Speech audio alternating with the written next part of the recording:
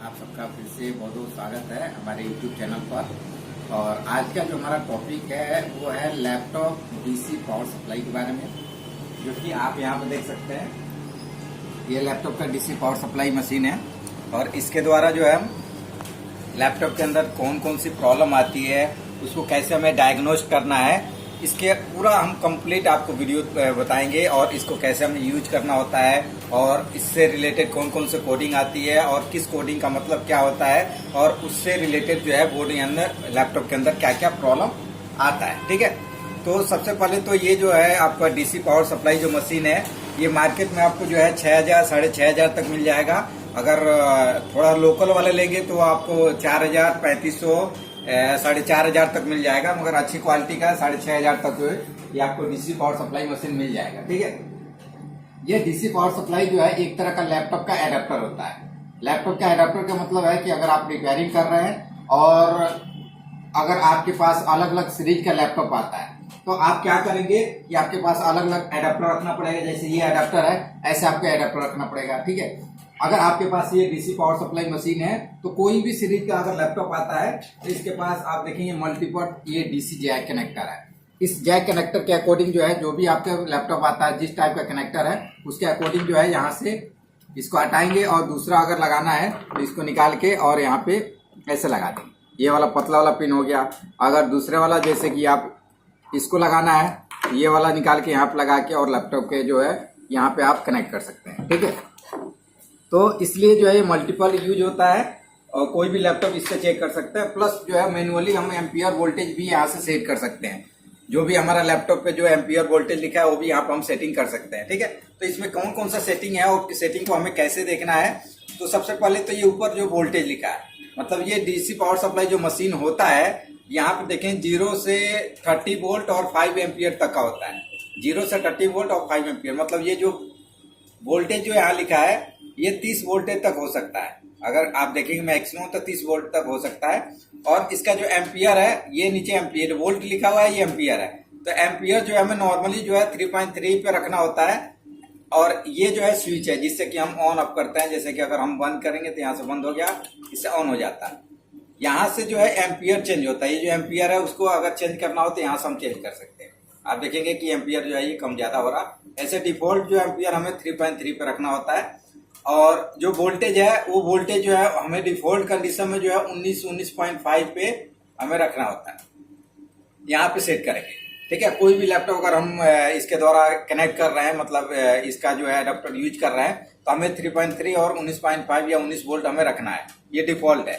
Plus अगर कोई laptop इसके द्वारा ऑन नहीं हो रहा है तो आप क्या कर सकते हैं, लैपटॉप के बैक साइड में जो है उस लैपटॉप का एम्पियर प्लस उसका इनपुट वोल्टेज लिखा होता है। जैसे 19 लिखा है और एम्पियर 4.2 लिखा है, तो 4.2 एम्पियर पे सेट करके आप यूज कर सकते हैं। ठीक है, ये हो गया। तो ये पावर हो गया, ये करंट हो गया, मतलब यहाँ से एम्पियर आप सेट कर सकते हैं। इससे ये वोल्टेज सेटिंग करने के लिए ये जो है यहाँ से आप वोल्टेज को कम ज्यादा कर सकते हैं। ठीक है, तो ये हमने वोल्टेज को यहाँ पे हमने फिक्स कर लिया।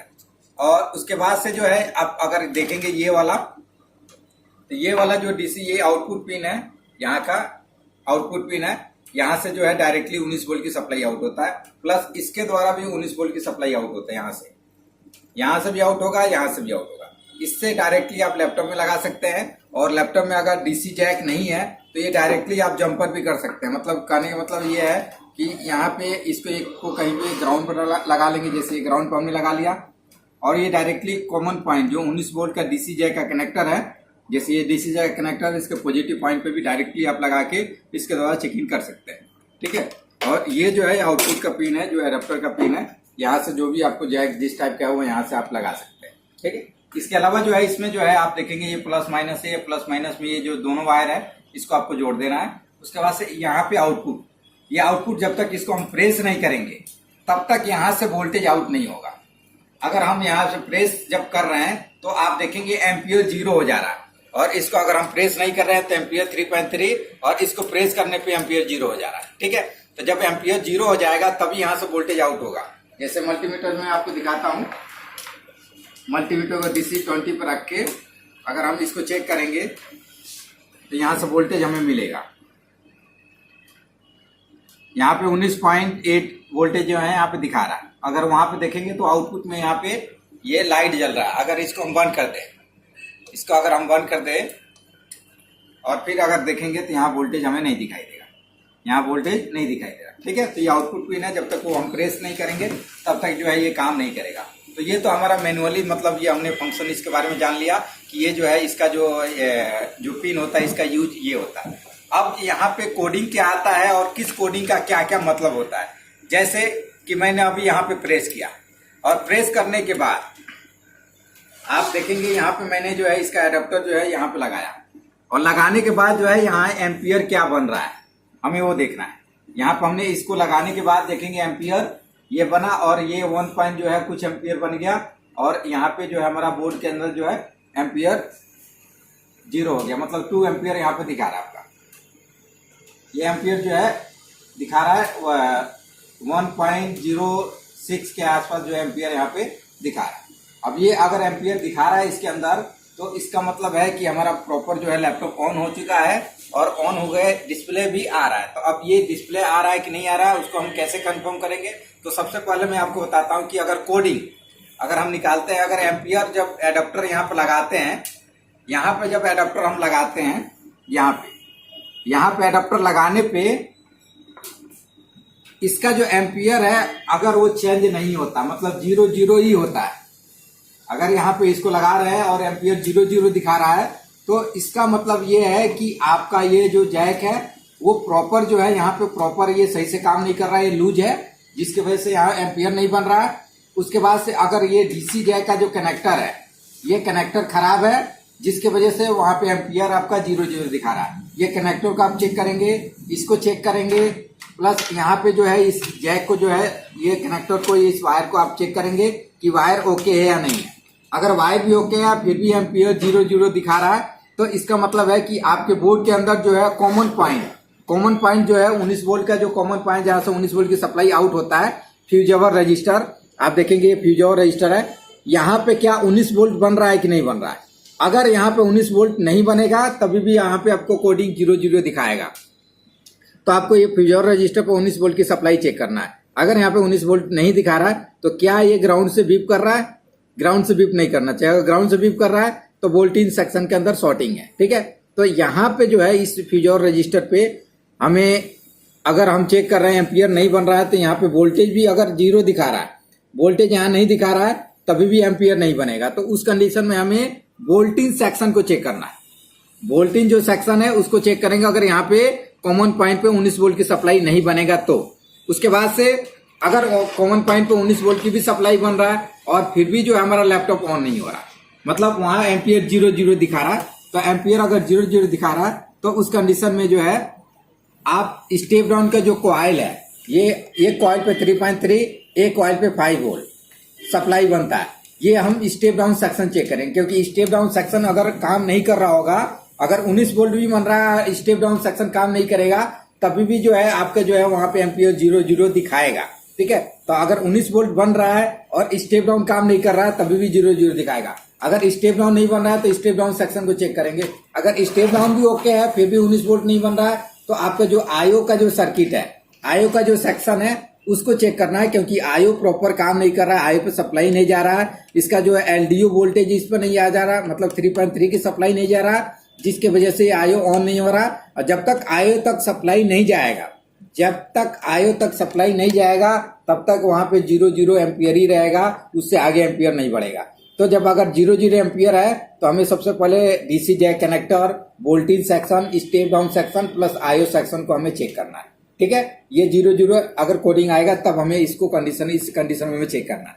अगर 0 से अलावा कोई और कोडिंग आ रहा तो हम और सेक्शन को चेक करेंगे, पर अगर कोडिंग 0 है तो डीसी जैक कनेक्टर, इसका जो है ये वायर प्लस वोल्टेज का सेक्शन, स्टेप डाउन का सेक्शन, एलडीओ वोल्ट का सेक्शन प्लस आपका आईओ का जो सर्किट है उसको हमें चेक करना है। उसको चेक करना है, उसको कंफर्म करना है कि हमारा आईओ तक सप्लाई जा रहा है कि नहीं। जब तक आईओ तक नहीं जाएगा कोडिंग 0 ही होगा। ठीक है, अगला कोडिंग अगर यहाँ पे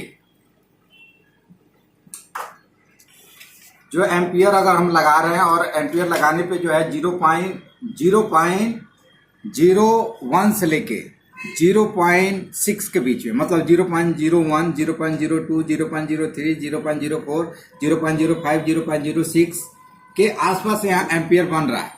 ठीक है, जब एडाप्टर मतलब ये वाला जो जैक है वो अगर लैपटॉप में हम लगा रहे हैं तो हमारा एम्पियर जो है 0.1 से लेके 0.6 के बीच में अगर बन रहा है तो इसका मतलब ये है कि आपका जो लैपटॉप है वो ऑन होने के कंडीशन में आपका लैपटॉप जो है ऑन होगा। अगर ये एम्पियर बनेगा तो 0.01 से लेके 0.06 के बीच में अगर ये कनेक्टर जो है लैपटॉप में लगा रहे हैं और फिर हम लैपटॉप के जो पावर को प्रेस करेंगे तो लैपटॉप ऑन होना चाहिए। अगर ये लगाने के बाद एम्पियर यही बन रहा है फिर भी लैपटॉप ऑन नहीं हो रहा तो इसका मतलब ये है कि आईओ तक सप्लाई जा रहा है, मतलब बोर्ड में यहाँ एम्पियर दिखा रहा मतलब आईओ तक सप्लाई जा रहा फिर भी बोर्ड ऑन नहीं हो रहा। तो इसका रीजन ये है कि आपका ऑन ऑफ स्विच खराब होगा। ऑन ऑफ, क्योंकि बोर्ड में आईओ तक सप्लाई जा रहा, पावर का सर्किट ओके है फिर भी ऑन नहीं हो रहा तो आपका ऑन ऑफ स्विच खराब हो सकता है। ऑन ऑफ स्विच को चेक करना है। उसके बाद से अगर ऑन ऑफ स्विच भी ओके है तो शायद उसका जो है ऑन ऑफ स्विच का जो केबल है जो बोर्ड में लगता है ये केबल प्रॉपर नहीं लगा होगा, जिसके वजह से जो है यहाँ पे ऑन ऑफ स्विच पे सप्लाई नहीं मिल रहा हो। तो ऑन ऑफ स्विच को चेक करेंगे। ऑन ऑफ स्विच को डायरेक्टली आपको ट्विजर से शॉर्ट करके देखना है। ये कनेक्टर को चेक करना है।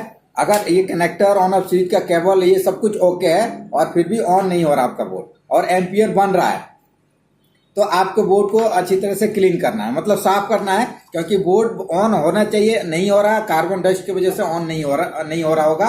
क्योंकि अगर ये एम्पियर बनता है तो 100% आपका बोर्ड ऑन होगा। तो आपको बोर्ड को साफ करना है। बोर्ड को साफ करने के बाद भी हमारा लैपटॉप ऑन नहीं होता है। बोर्ड को साफ करने के बाद भी हमारा लैपटॉप ऑन नहीं होता है तो हमें क्या करना है कि बोर्ड के अंदर जो आउटपुट, जितने भी हमारे बोर्ड के अंदर जो पोर्ट होते हैं, ये जो भी पोर्ट होते हैं, इस पोर्ट के पास के जो कंपोनेंट है उसको चेक करना है। प्लस बोर्ड के अंदर जो जितने भी कॉइल है, ये कॉइल को हमें सॉर्टिंग के लिए चेक करना है। आउटपुट कॉइल को, कि कोई कॉइल ग्राउंड से बीप नहीं करना चाहिए।